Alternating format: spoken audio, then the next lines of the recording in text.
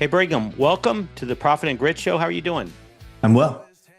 Good. How are Nice you? to have you. I'm doing Good to see great. you, I'm Tyler. super excited to have you here. I'd love to just learn a little bit more about you before we dive in. Could you share with me what you do professionally if people in the audience don't know? Yeah, so I own a company called Power Selling Pros. And what we do is we train CSRs and technicians, and we monitor their calls to ensure that they're actually doing what we train them on. So we monitor their calls and we train them one-on-one using their own phone calls twice a month. So it's about a half hour per session. And it's great. We get on the phone with them, see how the last couple of weeks went, talk about what their goals were. Obviously, if they remember those goals and that they've proactively worked on those goals, we talk about those goals and where they're at in the process of achieving those goals. And then we have them listen to a few of their own phone calls, and it's really awesome. Have them listen to their own call, and we usually just say things such as, "Well, what did you hear?" And that's where they kind of jump in and they go, "Man, I didn't build value, or I didn't help the customer feel comfortable inside their own home with me there, and or I didn't ask for the sell." And we agree, and then we just practice together. We practice back and forth, get on the same page. The goal is to create a connection with the technician or the CSR to the point where they look forward to these calls twice a month. Some call it cheap counseling, but it's absolutely necessary in this world of anxiety and depression and loneliness that we tend to feel. It's a really good thing, and we're always focused in on great customer service and reminding the technician or the CSR that the objective is to not just do a good job, but do the kind of job that will help you feel really, really good at night when you go home. And so it's a lot of fun, super rewarding for everybody involved, and it's something that we've been doing for the last 16 years. We started with about 6 people answering our coaching sessions or working with us on our coaching sessions, and now we have 1,400 trainees in our program. Wow. So I was going to say 900 was the last data I saw. So you're up to 1,400 now. That's right. It's That's right. crazy. It's a lot of Yeah. people you're helping. Yeah. It's a lot of fun. Very cool. Hey, okay, that's great. So that's good starting point. How about something personal? Anything you want to share that maybe people don't know about you commonly? Well, I've got 4 kids. I don't know if everybody knows that. 2 boys, 2 girls. We totally planned it that way. If you'd like to know how, just leave the question in the text bar. Just kidding. Yeah. So my youngest son has autism. In fact, when he was diagnosed with autism, he was 18 months old, and we went to this place called Autism Journeys, and they said, "Hey, you've got a chance at creating a normal life for your son, all for the low price of $3,500 a month." And what they didn't know is that I had a business that just went under at the time, and of course, I know that we're probably going to be getting into this a little bit later. If that's on your list of things, then maybe we'll get there sooner than you anticipated. But I had a business that just went under, and it was a very difficult time. And so when they told me the only way I could give my son a chance at a normal life was to pay that $3,500 a month for ABA therapy and speech therapy, man, I was like, okay, so I guess I should go to a bank and rob it to give my son a chance at a normal life. It was a super difficult time, but that was also the time where I thought to myself, there isn't a job that's going to pay me enough to put food on the table and take care of this family and take care of my youngest son's needs. And so I determined to start a customer service training company. But that was even kind of by accident, though, and that Yeah, kind of does segue into the first part. Let's talk about that a little bit. So that was a dark moment for you. So you, if I got it correctly from your book, you were in Florida. You were in a partnership, I think it was, and it just went south, like it wasn't working out. And you had to make a tough decision where you decided, hey, I'm going to leave my family temporarily, go live with your sister in her basement. Take me through, please correct if I don't have any of the facts correct, but take me through what is that story and how did that play out? yeah. It's 2008. In 2007, I thought to myself, dude, I've got an amazing opportunity to merge my marketing company. I had a marketing company at the time. I had an idea and a couple of partners that had some technology. It was super forward thinking technology. You could do a heat load calculation in 4 minutes or less. Now, it wasn't accurate all the time. Of course, I didn't know that. I was a marketer. I didn't know anything about heat load calculations. And so I thought to myself, dude, this technology is super forward thinking and it could go gangbusters. And so I put all my family stuff in a U-Haul and we moved from Utah to Florida thinking that it was going to go very well. Of course, 2008 hit and the housing market went kaput, and it was a very difficult, very hard time.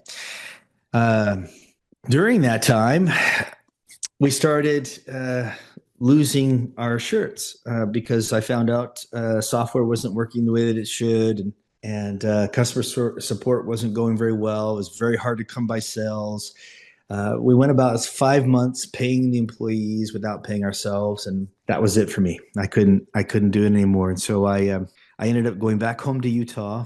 And I remember living in, it was my brother-in-law's basement. It was my brother-in-law's basement, and I was sleeping on a cot, and there was a card table right next to it, and it's just kind of thinking about, wow, this has really devolved into something really bad here. Yeah. My wife and kids were still in Florida until I figured out where we were going to live in Utah, and what I was going to do for a living. So there's a couple of weeks where they were still in Florida while I was still figuring things out in Utah, sleeping on that cot in my brother-in-law's basement. And that morning I woke up with an idea. And the idea was basically, it looked like this. It was just kind of a drawing, right? And I knew that, and I wrote principles. And for those who are just listening, I just drew a circle with a wow in the middle and 8 principles around that, that target, that goal to create a wow experience for the customer. But it was an incredible time because I was studying and reading like mad.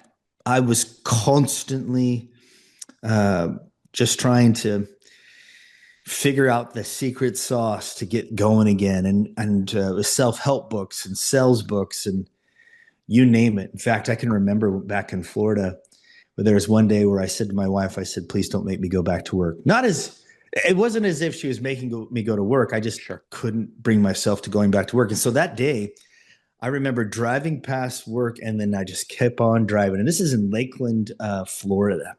So I find myself just driving until I got to the edge of the city, and there was a Barnes and Noble at the edge of the city. And I walk into the Barnes and Noble. I went into the self-help section, and I found a book written by Jeff Gitomer.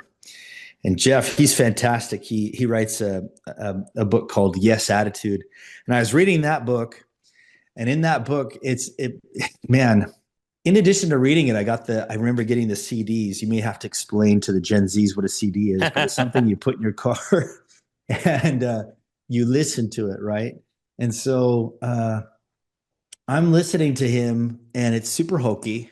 Those self-help books were all super hokey. In fact, in the middle of, like, within the first 5 minutes, he says, and Jeff Gitomer said in his audiobook, he said, if you think this is hokey, give it to your friend, watch him get rich and happy, and so on and so forth. And I was like, I'm not about to let that happen.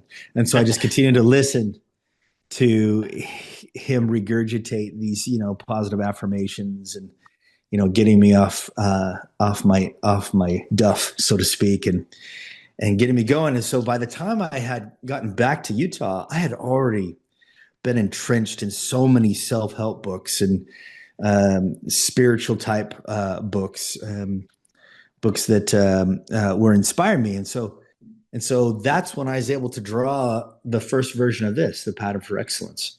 Yeah. And as you can see there, the goal is to create a wow experience for the customer. And you do that by being super positive, super confident, showing the customer that you're listening, showing them that you care, reassuring them they've called the right place, and of course, asking the right questions, creating value, being grateful. Those 8 principles are how you create a wow experience for the customer. And so I didn't know what I was going to use it for, but I was just looking at it like, yeah, this is how you take great care of customers. And I was super passionate about it. Well, at the time I was as you know, I was trying to make something happen for my family. Sure. And so I was working hard to get a business going, and I was brokering for an ad agency called Ouzel Media. Now, they weren't employing me. They just would pay me if I were to broker clients to them. It was back in 2008, so we were all being super creative to earn a buck. Sure. And so I ended up getting 3 clients in 2 weeks. And one of them was Nearing's Plumbing and Heating, Troy Nearing's. And we were managing his SEO and Oozle was, right? Their SEO and pay-per-click advertising. And the calls that were coming in, they didn't know how to book them. And the reason why they didn't know how to book them is because the homeowner just wanted a ballpark price. They just want to know which chairs come out. They just want to talk to a technician. And Troy, when he brought me in, he says, Brigham, I got to put your advertising on hold, your SEO and pay-per-click on hold. And I was like, why? You're getting phone calls. Why you want to put it on hold? And he says, well, it's because of these 3 reasons. We don't know how to book these calls. And I said, well, that's not the ad's fault. It's not the advertising's fault. It's the CSRs that don't know how to book those calls. If we put this on hold, where are your calls going to come from, Troy? In 2008, those were the only calls we were getting, right? What do you charge to come out? I just want to talk to a technician and can I just get a ballpark price, right? They're trying to avoid spending any money whatsoever. Right. So you've got to convince these customers that they've called the right place and build a relationship of trust. Make sure that your empathy is sincere, the whole 9 yards, especially when they're stressed like that. And so he said, Brigham, what are we going to do? How are we going to train them to book these types of calls? And he was hinting that he's going to have to put everything on hold. And of course, I couldn't afford that. Sure. And so I then came up with this. I even showed him the drawing, and it looked not too much different than this. You know what I mean? And he's looking at this drawing going, what? What are you going to have me do with this? And I said, listen, I'm going to train them on these 8 principles. You're going to see a whole lot more wow experiences, and they're going to book those calls. And I said, listen, at the end of the day, if we're talking about advertising, as far as the CSR or dispatcher is concerned, if that person calling on the other end can fog a mirror, it's a lead. Leave it at that. Okay. I don't want them judging the leads. I don't want them deciding which leads to go out on. I want them booking every other call that comes in, because we've got to keep our technicians busy. And I don't care if the lead's no good according to the technician. The technician's job is to make something happen in every home. So make something happen. Okay. It's a whole lot better than sitting idle in your truck. And so that's just the way it was back in 2008. And from then on, I started doing this. And of course, around the same time, that's when my son got diagnosed with autism, and they said, hey, you're going to give him a chance to normal life. And all it did was just absolutely commit me 100%, kind of like a tiger getting pushed in a corner. I definitely felt pushed in a corner, and I was going to do whatever it took to make this business work. I can remember 6 months in to my business, and I wasn't getting paid much, probably nothing at all. And I happened to get a phone call from Tom Robichaud of Precision Plumbing and Heating. He's the owner there, or was until he sold it. But Troy talked to Tom and said that his call conversions went up when I started working with the CSRs. And so Tom said, hey, I want you to do the same thing for me. And so I find myself driving to Tom's. And of course, my wife called me up and she said, how long do you plan to do this without a paycheck? And my answer was immediate. And the answer was as long as it takes, because I knew that if I just continued doing what I was doing and stayed 100% engaged in the thing that I believe, that it would work. Right. The timing was irrelevant. Right. You know what I find fascinating though is, and this is true for a lot of people, when you have that rock bottom moment, and your sound's pretty rock bottom, something comes out of that as like a foundational breakthrough is what I call it. You get this big breakthrough. Do you think, like, in your mind, and it sounds like you actually just answered my question in advance, you knew the fact that you wanted to stick with it, you knew this was like something big? Yeah. Look, funny thing about sales training in general in this industry, it's super sales heavy. What I mean is sales at all cost, to the point where you feel that it's borderline controlling, borderline manipulative, or just completely manipulative. And it's super uncomfortable for the technician, because guess what? The technician just wants to go in and do a good job. The comfort advisor just wants to go in and do a good job at the end of the day. And so the goal here is to show them what a good job looks like. And so whether it's a CSR, whether it's a technician, it came as a very refreshing message to a very customer-centric industry. Very cool. Wow. right? The moment you take out the human element from that customer centricity, we won't be very customer centric. So you talk a lot about where we've talked a lot about the wow service, and it's more than just being polite. It actually is part of your 8 principles that you put. Could you like define what is give some examples of what is wow experience in the trades? How does that separate from a typical call? Yeah. So when a customer gets on the phone, most of the time they're feeling some sort of stress, right? They're either frustrated, they're concerned about budget, they are unhappy because it was a surprise. They're feeling a certain level of stress. Now, there are going to be other calls that come in where it's like a routine maintenance. Certainly, hopefully, they're not feeling any stress there. But many times when they call in, it's demand service, and when it comes to demand service, you've got to be emotionally prepared and ready for that onslaught of emotions. And so what we like to do is we like to approach it with a super positive attitude, right? We want to be super upbeat, positive. Why? Because positivity attracts people. So you want to have the mindset where you can handle it, right? You can handle whatever comes in. So what are you doing to work on your attitude? So we work proactively on ways to improve your attitude, whether it's physical fitness, whether it's affirmations, uh, whether it's some lifestyle changes, those types of things. And then we get into confidence. When you come across as confidence, even if you mess up the script, it's okay. That confidence will carry through, whether you make a mistake or not, or whether you make whether you make multiple mistakes or not. So that confidence comes with practice, lots and lots of practice before the phone rings. So we do a lot of practice in our coaching calls. And then, of course, the third one is listening. We want to show the customer that we're listening. Why? Because understanding invites connection. We want to make sure that customer feels like they are being understood. We do that sometimes by restating, by rephrasing what they're saying. They're explaining that situation. You want to make sure that you show them that you understand what they're explaining. So showing them that you're listening, showing them that you care, right? Showing them that you care, reassuring them that they've called the right place, asking the right questions. The customer has several human emotional needs when they call in. They want to feel understood. They want to feel cared about. They want to feel reassured that they've called the right place. They need those things from an emotional standpoint. If you can take care of those things at the beginning of the phone call, you're going to be very, very effective. And the same thing's true inside the customer's home. Inside that customer's home, if in the beginning you can create an environment of safety, of comfort, of fun, of course, the best way to do this for technicians and comfort advisors is simply ask them, guys, how do you get kissed on a date? Man, oh man, even if they're married, you and I both know they haven't been kissed in weeks, right? So when they hear that question, they're attentive, they're listening, right? They don't need Sure. coffee anymore. And so I simply tell them, look, if your date feels safe and they feel comfortable and they're having just a little bit of fun, chances are you've got a very good chance of getting kissed on that date.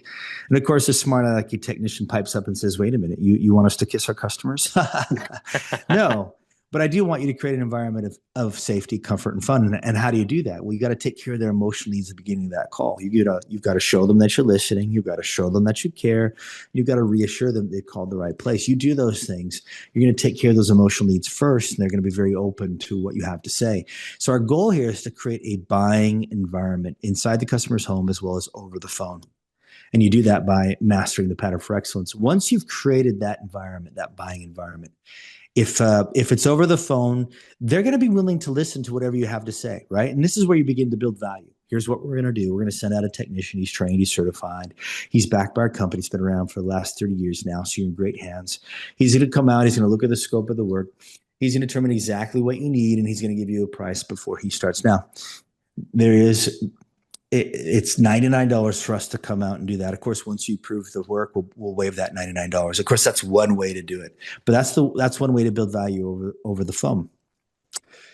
Now, the same is true in the customer's home. You want to go about it. Now, the goal is to earn the tour. What do I mean by earning the tour? Once I've created an environment of safety, comfort, and fun, hopefully the customer feels comfortable enough where they just say, hey, I want to show you something. Follow me. Right now, you're working together and you're doing all of your tests, whether it's a smart probe diagnostic, whether it's an electrical inspection, whether it's a venting and airflow inspection, whether it's refrigerant level check. air filter inspection, thermostat collaboration, drain line inspection, heat exchanger evaluation, system optimization. Regardless of the type of test you're doing, as you're going through, you're educating the customer, the homeowner, on why you're doing that specific test. This is why we want them to be with us. Now, if for whatever reason the homeowner says, you know what, I got a couple of things I got to do. I got to be on a Zoom call with Tyler. I got to go and do this other thing. You simply say, that's fine. I'm going to do some tests. If there's anything that I find that's outside of manufacturer specifications, is it okay if I bring it to your attention? Of course, bring it to my attention. So now you have permission to come back and talk about the results of all those tests that you do. And at that time, you can go through each of those results that you find from the test, and you can still have the same effect with that relationship of safety, comfort, and fun.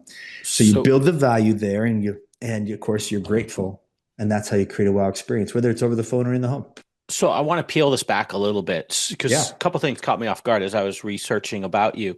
So you're feeling, and maybe this is dated, so feel free to correct me, but three things that you wouldn't want a CSR to say. One is you wouldn't necessarily want them to say, I'm sorry.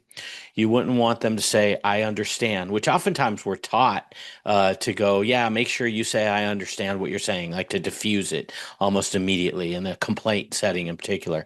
And then the other one is don't say at least. Can we talk about that a little bit? Because I'm sure these are things that I bet you an untrained, I shouldn't say untrained, but maybe someone that hasn't gone through their program, this is like their standard language. Yeah, let's start with I understand.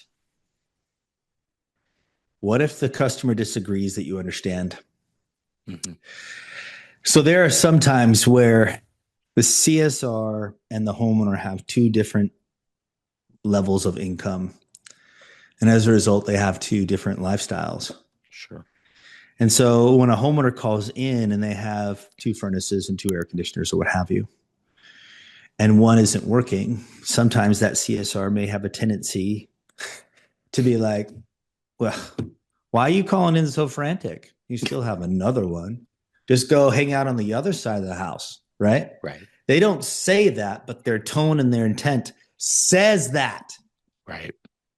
And so that's one reason. Let me give you another reason. Even though you may have felt it before, no heat, no AC, water coming up from multiple pipes, whole house electrical failure, even though you may have felt it before, you're not feeling it now. And in addition to that, you may not have 5 kids screaming or your mother-in-law living in the house and complaining about the fact that there's no power in the house. And so you don't fully understand. And to a certain extent, we get into sympathy games. Okay. In general, these three things come down to sympathy versus empathy. Well, what's the difference between sympathy and empathy? Well, with sympathy, you feel sorry for that person. Sorry being one of the things we should not say over the phone because, look, sorry is used way too much in our society. And I tell people all the time, you bump into each other, you both say sorry. Why? What? You can both say, excuse me, but why are you saying sorry? You say sorry too much, it becomes a state of being. Right. Okay. It's a sympathy statement. It's like, oh, sorry about that. You're not really sorry. Right. And sometimes you're like, no, seriously, genuinely, I'm sorry. Okay, cool. Find a more creative way to apologize. Right. Find a more creative way to feel with them in general. All right. So if they have a whole house failure, you can simply say, oh my gosh, that's terrible. And guess what? They'll agree with you. They're going to say, yes, it's terrible. And finally, somebody understands where I'm coming from because this is terrible. Right? Now, some may argue, wait a minute, Brigham, but that's negative. Do you want to be negative over the phone? Time out. Take a look at the emotion the customer is feeling. And their objective in sharing that emotion, describing that emotion, uttering words to try and describe that emotion is to simply say, do you know how I feel? Do you know how I feel? And all we need to do is recognize and validate how they're feeling and simply say, I'm with you, right? I'm with you. I'm down in this hole with you, right? I'm carrying this load with you. And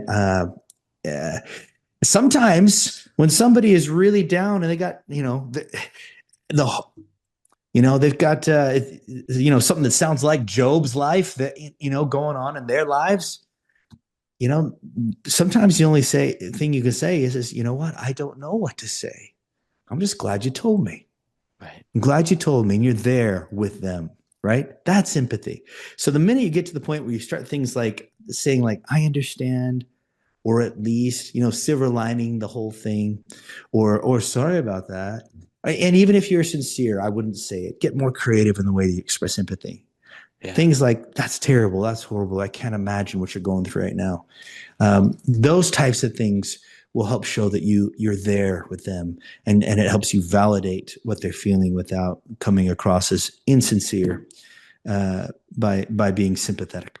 So, two big takeaways I get from here and listening to you and reading about you is one, we're trying to teach our CSRs to be more emotionally intelligent, be more aware of the people they're talking with and how they're saying things. And then the bigger one, or equally as big, is that attention to detail, which I think is missing so often in small businesses, is we just gloss over and say, well, just answer the phone, you'll do fine, just take the order, whatever. But there's that like that attention to detail in terms of how you handle that call oftentimes is glossed over. Do you agree with my two assessments there? Yeah, I would say in addition to that, that the same thing holds true with the technician when he gets inside the customer's Mm, home. He doesn't say, I understand, at least, sorry, or anything like that. He just goes in and fixes it. Okay. Imagine you're in a relationship and the spouse in your relationship begins to describe how she's feeling. And then you say, well, why don't you do this? Trying to solve it. Well, why don't you do that? Again, trying to solve it. What's wrong with that? oh, What's wrong that's with that? Yeah, go ahead. okay. I mean, it's just getting too quick. You're not really connecting with them. You're not getting deep into what they're experiencing, what's going on with them. You're trying to get, I think this is what we deal with a lot in our personal lives, is people want to instantly give you solutions. And sometimes Yep. that's not necessarily what we want out the gate. Yeah, We want to be understood first. exactly. Yeah. So when we're telling the technician, hey, it's doing this, it's doing that, it's doing this. Okay, well, I'll fix it. No, no, no. Slow down. That's not good. You're right. That's not, remember, the customer has an emotional need. They want to feel Right. understood. They want to feel cared about. They want to feel reassured, which means the technician needs to take time to feel with them. No, they don't want it fixed. Now, the minute you say that to a technician, they're going to say to themselves, what do you mean they don't want it fixed? No, bro. They want to be fixed first. In other words, they want validation. Right. They have an emotional need. You need to attend to that emotional need. And this right here, Tyler, is one thing most sales trainers miss. Mhm. They simply say to the technician, bro, follow the script, follow the script, follow the script. But they don't talk about the emotional need the customer has inside the home. And if you take the first 15 minutes where you are listening, you are caring, and you are reassuring with that customer, 10, 15 minutes tops, you're going to be amazed at how many times they say, hey, I want to show you something. Follow me. That's them saying, okay, emotionally, I'm ready. I'm ready. I feel understood. I feel cared about. I feel reassured that I've called the right place. Thank you. Let me show you something. I'm ready. Yeah, yeah. I had a guy come over to my house last week.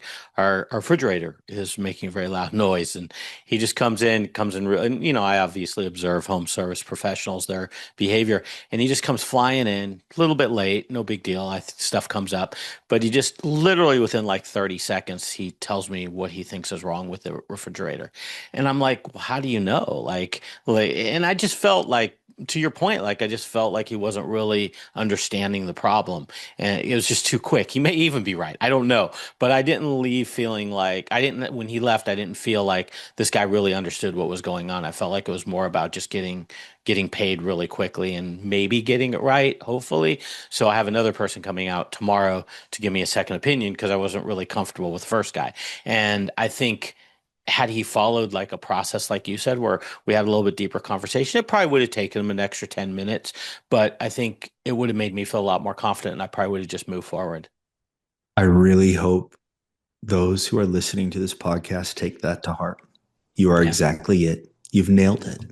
Yeah. This is what we do inside the customer's home. I had the same situation. I have a fridge outside in my garage. And the first time I had an appliance guy come out, he looked at it and he said, "Oh, it's just tilted forward. That's why the fridge door keeps opening every time you try to shut it." And so he readjusted it. He probably spent 10 minutes um, and and uh, and left. Of course, I paid my dispatch fee. Fine, Sure. whatever. Yeah. I had a little bad taste in my mouth, but I was just like, "Oh, it didn't work before, and now it works," and I got over it. Right. Well, about a month later, something was wrong with the freezer, and so I called in and I said, "Hey, I had you guys out to my house about a month ago, and my fridge isn't working again." And she said, "Tell me specifically what's not working. Is it the door that we fixed?" I felt like I was being interrogated, and I said, "Yeah, it was the door." And now, tell me exactly what's not working now. And I'm just like, she's fishing for a dispatch fee. Who cares? And so finally, I jumped into her sentence and I said, "Listen, I don't care about the dispatch fee." And she's like, "Okay, good. I just want to make sure it's clear that you will be paying another dispatch fee when we come out." And I'm like, "Holy cow, this is the worst service ever. Take care of my need. And my need is for you to help me feel understood, cared about, reassured, whether it's over the phone or in the customer's home. You've Right. got to do that first. And you do that with the pattern for excellence." That's good stuff. Hey, I want to switch gears. So, love the emotional intelligence part. I think that's really key. I do want to talk about the number side. That's what the show is about a lot. What are some numbers that we should be tracking as it relates to calls CSRs? And the other part of this is like, what's some back of the napkin type math that maybe you could help us with in terms of small changes can really have big impacts to the business? So let's say that you got incredibly adept at showing the customer that you're listening and that you care and that they've called the right place at the beginning of that phone call, whether it's over the phone or in the home. If you get good at that, and let's say, according to Service Titan, the industry average is 42% calls versus set appointments. That's horrendous. Wow. Wow. We can usually get them up into 70% just by showing the customer that you're listening, caring, and reassuring in the beginning of that call. So let me give you an example of how that might sound. Customer gets on the phone, they say, "Hey, I'm looking for a ballpark price. Our goal, listen, care, reassure." So our response to that, "Hey, I'm looking for a ballpark price." Great. Tell me more about your situation. What's going on? This is me listening, right? "Well, I've got this air conditioner and it's blowing hot air." My gosh, that's terrible. That's me caring. "That's terrible. How long has it been doing that?" "Last couple of days." "Wait a minute. You've been dealing with this for the last 2 days?" "Yeah. My wife, she's really upset. I got to get this thing fixed." "Well, look, we can't have that. You've called the right place." This is me reassuring. "You've called the right place. We can absolutely help you with that. When would you like us to come out?" "Oh, this afternoon would be good." Now, Tyler, in the back of your head, you're going, "Wow, it cannot possibly be that simple." It is, because it's emotional. It's emotional. It's not logical. Right. Okay. Same thing inside the customer's home. If in the beginning of that phone call, you can create an environment of safety, of comfort, of fun by doing the same exact thing. I'm looking at the notes here, and the CSR said that you've got some questions about getting a new system. Can you tell me more about the system you've got? What's going on? "Well, it's just blowing hot air." "My gosh, that's terrible. How long's it been doing that?" "Last couple of days." "Oh yeah, I'm looking at the notes here that you've had issues with it over the last couple of days.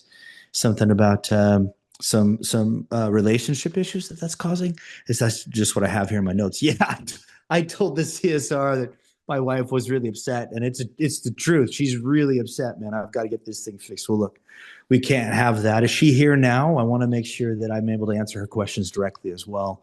Now, if they say no, um, and they do in fact want to replace the system, I would want to reschedule it at that point. Reschedule. And if I'm a technician, I'd want to send out the comfort advisor to come out at that time so that they can both look at upgrading their system, and so on and so forth. But again, Sure. it starts with listening, caring, reassuring in the beginning of that call, whether it's over the phone or in the home. It is the same process and the same principles that you've got to follow. So I do want to get into the numbers, but it's something you brought up several times. I'm curious. That handshake between the CSR to the technician, so you give that same experience. How do you make sure, like, because I feel like that falls apart a lot, where maybe you got one side that's real dialed in and the other side isn't. How do you ensure that handshake really happens so it's smooth like that? Is there any words of wisdom there? Yeah, training and incentives. Okay. Okay, so you've got to train them. In other words, set the expectation for what we want to hear. And what I mean by what we want to hear is you better be recording the call. Yeah. Whether it's over the phone, whether it's in the home, we have technology now that will record both. No excuses. Yep. Everything is recorded. All right. So we provide the training, we make sure it's all recorded, and we provide the incentive for the the performance, right? The best practice. Once they demonstrate best practice, we provide the incentive. What's the incentive? Well, not just booking calls, and I would absolutely have some sort of bonus in place for a certain call booking percentage. We very often get our clients into the 90s, Wow. calls versus set appointments. And the same thing with technicians. I would say the opportunity for technicians, Tyler, is tremendous. And what I mean by opportunities, if we, in every call that we go to, at least bring up the fact that it might make sense to upgrade your system. And with the advent of mini splits, it doesn't matter if your system's 5 years old. What if I what if I want to control the air I breathe in this specific room? What if in this specific room I want to be able to control the temperature? This is a mini split market. In fact, every market is a mini split market now that we have the ability to control the air in one specific room. And so to bring it up and to talk about it in every phone call, in every home visit is appropriate. It's absolutely appropriate. Boy, we keep getting off on tangents, but they're good and I they're know. healthy tangents. These are important tangents. So let's talk about the numbers real quick. Yeah. Unless you have any other questions about what we do No, inside the no, customer's that home. was beautiful, but it sounds like you're saying some level of pay for performance type model, you're a big fan of. Yes. Okay, Pay got it. them for results, pay them to demonstrate best practices. And if you do that, if you compensate them like that way, you're going to be very, very happy with the result. Yeah, so throw some numbers at me, some metrics, key numbers that you think are important that we should be tracking in this area. Let's start with the simplest one. Okay. So if we can increase call conversion, industry average is 42%. If we get it up to 70, and if you do those three things I just talked about, Yep. show the customer that you're listening, show them that you care, and reassure them they call the right place. If you do that at the beginning of the call, whether it's over the phone or in the home, man, you're going to be very successful. So let's say that we get it up to 70%. Let's say that you start out at 60%. Let's say that you're better than average calls versus set appointments in your industry. Congratulations, you're at 60%. We get you up to 70% using those three principles alone: listening, caring, and reassuring. Okay, so this is how Tommy Mello likes to do it. What he does is he takes a company's top line revenue. Okay, he takes top line revenue and he says, okay, cool. Let's times it by 0.01. So let's say that your top line revenue, let's just go with the average size of a heating and cooling company today. Let's just say it's 5 million. And that might be a little bit better than average, but this is like my average type of customer. Okay. Some are a whole lot bigger, some are smaller, but this is my average customer. Okay. So I take 5 million, I times it by 0.01, and I get $50,000. Now, what we do is we go, okay, so if I'm at 60% calls versus set appointments and I want to be at 70, I just take that 50,000 and I times it by 10. It's an extra $5,000 a year. Wow. Okay. So essentially, a 10% increase in call conversion to a company that's a $5 million shop is worth $500,000. Wow. Yeah, that's big dollars. It is big dollars. Yeah. You don't Okay. have to make the phone ring one more time. Everything can stay the same. Your marketing can stay the same. The operations can stay the same. If you just increase call conversion by 10%, at a $5 million shop can make an extra $500,000. Okay, so I know I'm getting off on a tangent here, but this is going to be a short one. You brought up recording calls. I'm a big fan of that. Used to do it in another company that I sold. You can learn so much. I'm curious, when you hear those calls for the first time, someone that hasn't been trained through your system yet, how often do you cringe? um, More than I'd like to admit. Yeah. Because listen, let's just start over the phone. Usually, Yeah. when the customer starts over the phone, they're explaining their situation and their CSR responds with, all right, let me get an address. Timeout. I have this air conditioner. It's blowing hot air. My daughter, she's 4 months old. She can't go without AC. I've got people coming over this weekend. We were planning on going into Disneyland, but I can't afford it now. I'm probably going to have to get a second mortgage to pay for this new air conditioner. I hope I don't have to have a new air conditioner. I'm really concerned about what's going to happen. Those are all the things that they say, right? And more over the phone. And we respond with, what's your address? Or even worse, where are you located? Right. Wow. Wow. Here's what you said there. Where you located says, hey, I may not be able to work with you because you might be in the wrong service area or outside our service area. So now in the beginning of the phone call, right out of the gate, you're casting doubt on whether or not I can help you. Remember, I have an emotional need to feel like you can help me. And you're going completely against it, right? I need to feel understood. I need to feel cared about. And you're asking, what's your address? Why? You want to send me direct mail? What's going on? Right. You know what I mean? So same thing inside the customer's home. Uh, I'm going to spend some time out here at the condenser, and then we'll take it from there. What are you doing? 2/3 of the system is inside the home. Get in the house. Get in the house. Start there. Start at the thermostat. But even before you start at the thermostat, you want to start with the customer. All right, I'm looking at your notes. I noticed that you're concerned about some indoor air quality. You've got a son with asthma. How long has this been going on? What's it been doing? How long has it been doing it? Wow, how long have you been doing that? Oh my gosh, wow, I can't imagine. Oh, that's brutal. Well, look, you called the right place. This is something we do day in and day out. I can absolutely help you with this. I've been in the business for this long. Da, da, da, da, da. Right? You got to do this first. That part where you go, so it's the listen, care, reassure, that you've called the right place. It sounds so like not a big deal. But when you're on that other end and you hear that and you're already getting a warm feeling from the person that's caring and listening, it's like, it's just like your whole tension starts to drop because you want that confidence of you're talking to the right person. And if it's followed up with the listening and the caring, it's just as powerful. I know I've had it both, I've done it and I've had it happen to me. And it changes the whole course of that conversation. Yeah. If you want to just be a plumber, you keep doing what you're doing. If you want to be the customer's plumber, you'll do exactly what we're talking about. Yeah, good stuff. Okay, just I want to wrap up on this metrics. What would you say? I have service agreements sold would probably be in those metrics. Would you say that's the next one you look at, or what would be the maybe just time for one more that you'd want to talk about? Yeah, let's talk about service agreements. Okay, So, the best time to sell a service agreement is when the customer is feeling the most emotional angst.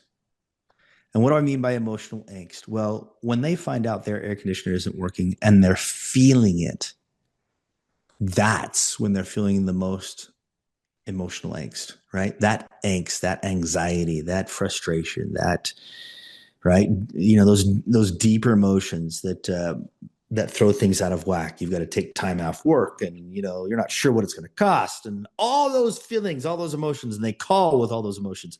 That right there is the best time to sell preventative maintenance. Why? Because it prevents things like this, the thing that you're dealing with right now, from happening.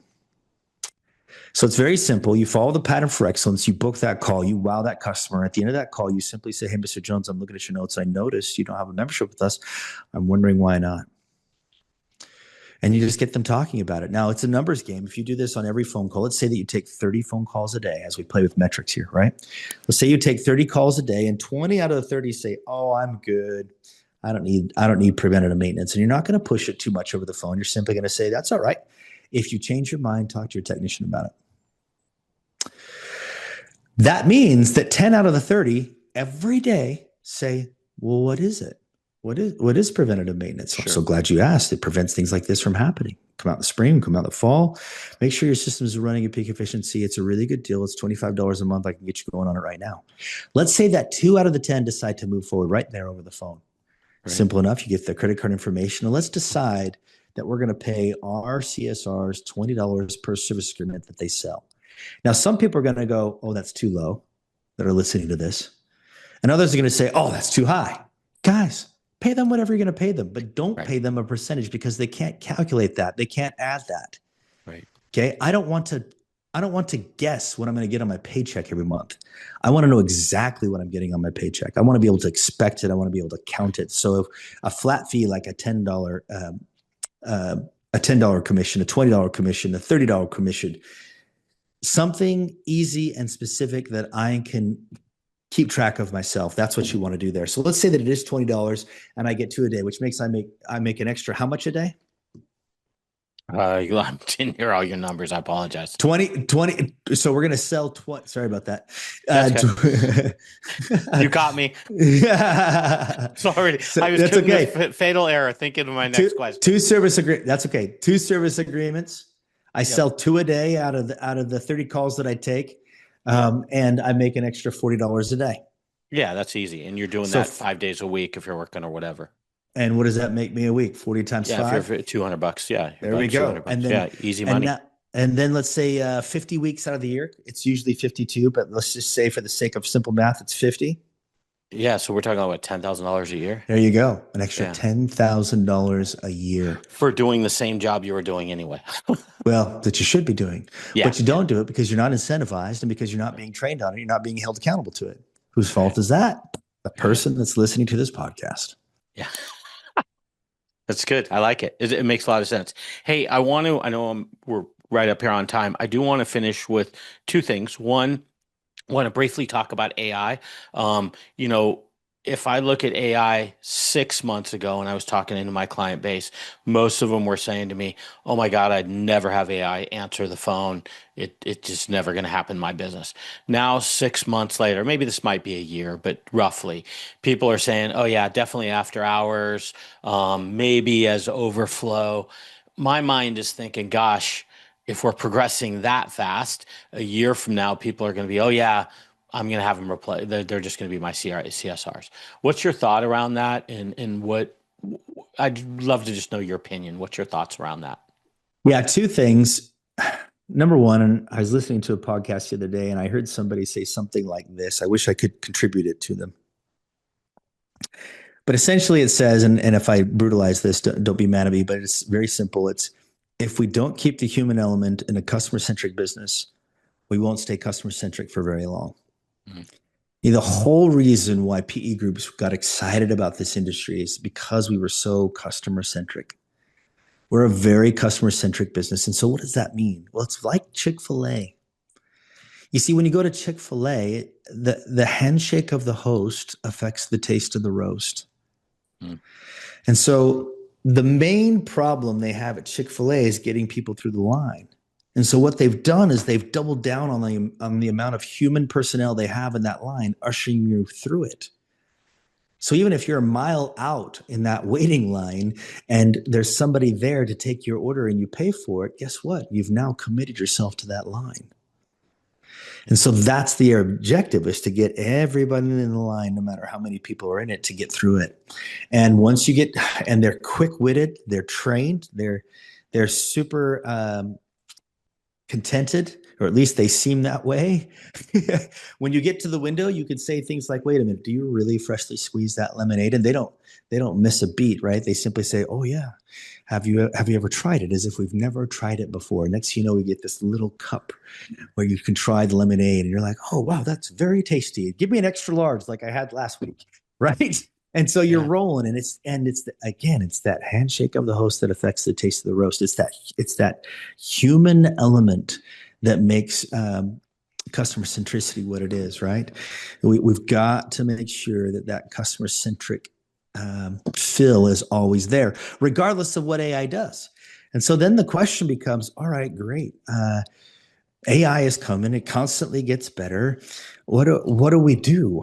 How do we go about it? Well, let me just tell you some of the conversations that I'm having with my friends, even at the highest levels of service type, right? So we're talking about Power Slaying Pros, what we continue to do and what our business model, our business plan is moving forward. We continue to coach CSRs during the AI transition. We keep coaching those CSRs to create wow experiences over the phone. while at the same time we help owners slowly but surely move over to AI as that first pass. Right now, this will exclude the types of calls that are very difficult to book. Say, for example, I just want to notice your charge to come out. I just want to talk to a technician, and I just want a ballpark price. I won't name an AI company, but they were saying at an event that they could book, their AI could book every call. So I said, cool, give me the number. And so they give me the number and I say, hey, what do you charge to come out? Oh, we charge X. Okay, thanks. Bye. Customer's going to hang up. Okay. Hey, I just want a ballpark price. Oh, we don't give prices over the phone. Okay, thanks. Bye. That's two that they've lost. Right. And then I just want to talk to a technician. Oh, all of our technicians are in the field. Okay, thanks. Bye. So instead, the AI needs to be programmed to say, you know what, let me put you in touch with a live agent. And you want to make sure that live agent is ready to book that call. So when the customer calls in and says, hey, I just want to talk to a technician. Great. We have a ton of technicians. Let me make sure I'm sending out the right one. Can you tell me more about your situation? What's going on? You see, I am trained and I am incentivized to handle that type of call. Whereas AI, it's going to take a very long time for them to handle that type of call because it's not just about what you say, it's tone, it's intent. You're going to modify what you say based on what the customer's saying and how they're saying it. And so you need to know the principle behind the script, right? Principles such as positive attitude and confidence and listening skills and caring and empathizing, those types of things.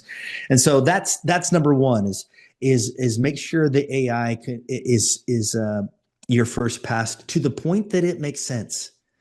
All right. The other thing is you want to make sure that the AI is stipulating that they are a robot. Nobody wants to be tricked. Nobody wants to be deceived. So at the beginning of that phone call, and you guys, if it's not in the laws yet, trust me, it will be. Nobody wants to get tricked into thinking that they were talking to a human when they were not. So don't you dare do that. In addition to that, it's a great question. I want to make sure that I answer it thoroughly. So in addition to that, those CSRs, it's okay to start transitioning some of them into more of a dispatch role. All right. Shifting CSRs toward dispatcher roles, monitoring reschedules. And here's what I mean by that. The AI may see the schedule today as booked. Well, 5 minutes later, you're going to have a customer call in and reschedule. Happens all the time. You're going to have technicians call in and say, hey, I'm done early in a specific area. Well, the AI just booked all of our calls for tomorrow. So what are you going to do? You're going to look at tomorrow's schedule and you're going to keep today full using tomorrow's schedule. It's the way it works. So we have a few more dispatchers. And trust me, with AI booking all these calls, there's going to be double bookings. There's going to be bookings at a terrible time where the customer is probably going to start calling other companies to see if somebody will come out sooner. And we want to keep today's board full. And so in order to do that, we've got to keep a very close eye on today's schedule. And again, that's how we play more of a dispatcher job as opposed to a CSR job. And so what's happening? The CSR's job is just kind of transitioning into more of a dispatcher role. And so outbounding, we'll likely have time to do more outbounding, which is great for us because we can sell more service agreements. We can sell additional services. If we have customers that are calling in for heating and cooling, we have more time to call them back and say, hey, how was your experience with the AI? Number one, it's a happy call. And number two, hey, I'm looking at your notes. I noticed that you've called us for plumbing a couple of times, but never once for heating and cooling. Did you know that we offer heating and cooling services? As well as, hey, Mr. Jones, I'm looking at your notes. I noticed that we've worked with you several times and you don't have a service agreement with us. I'm wondering why not. Do you see how this opens up kinds of doors for CSRs right now?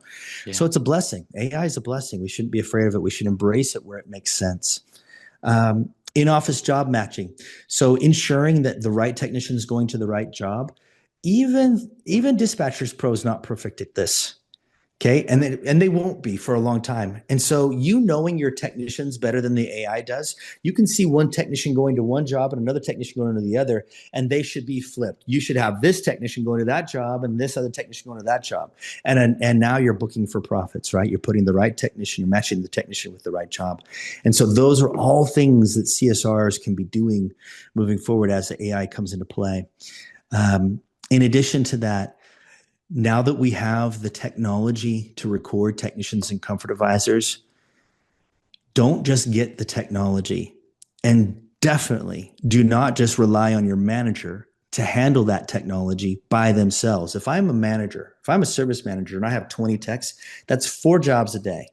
Right. Okay. A day, 4 times 20 is what? 80. 80 calls a day. You're going to look at all that data by yourself? No, you're not.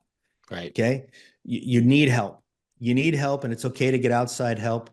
and to monitor those calls and provide coaching to those technicians and those comfort advisors on a regular basis. So embrace the AI. Don't be afraid of it. Good stuff. So I think my takeaway on that is the CSR's role is definitely going to evolve. And just like a lot of times technology does, it allows us to actually get deeper in other areas and be more efficient in other areas and allow us to be more progressive in terms of that role and what we can do for our business. Yeah, the worst thing we could do is for a CSR to sit there, hear the phone ring, and go, "Oh, the AI will capture that." Yeah. That's how you lose your job. Yeah. Yeah. That's good feedback. So I think I passed the math test for the most part today. I think there was only one I screwed up on, but other than that, I'm feeling pretty good coming into the end of this. So your website, just to actually before I wrap up, do you have a mantra or anything you want to share that kind of keeps you grounded either as an entrepreneur or as a person? Well, we talked about this a little bit before the podcast. I believe in God, Yep. and I believe that we are all sons and daughters of God. And I certainly believe in Jesus Christ, a Savior and Redeemer. And when things get rough for me, or things get, if I get a little fearful or even angry, centering back on what I believe is really important. A lot of people in our industry focus in on physical fitness, and that's certainly helpful. You can release a lot of different types of drugs inside your body by, whether it's endorphins or dopamine or what have you, to kind of regulate some of those emotions. That's smart. That's wise. Also learning, exercising that mind is going to be super helpful. But the one thing I think very few influencers in the industry talk about is the spiritual aspect, right? We all have a spirit, and it's important to exercise and feed that spirit on a regular basis, just like you would your body as well as your mind. So that's where I stay grounded, is the spiritual aspect. I love it. Hey, in terms of your website, so we've got powersellingpros.com. If people want to learn more about what your company does, what other websites would you like to mention over the podcast? Yeah, so we coach CSRs and technicians. We also coach comfort advisors using their own phone calls. And you can go to Power Selling Pros, POWERSELLING,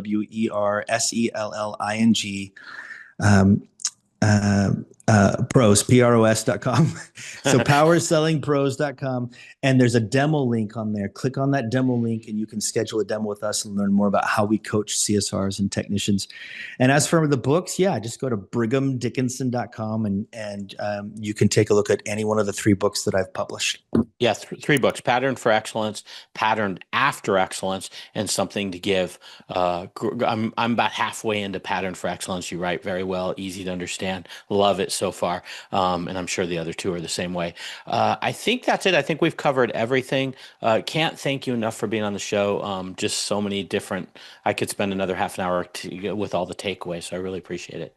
Thank you. My pleasure. Welcome to Profit and Grit.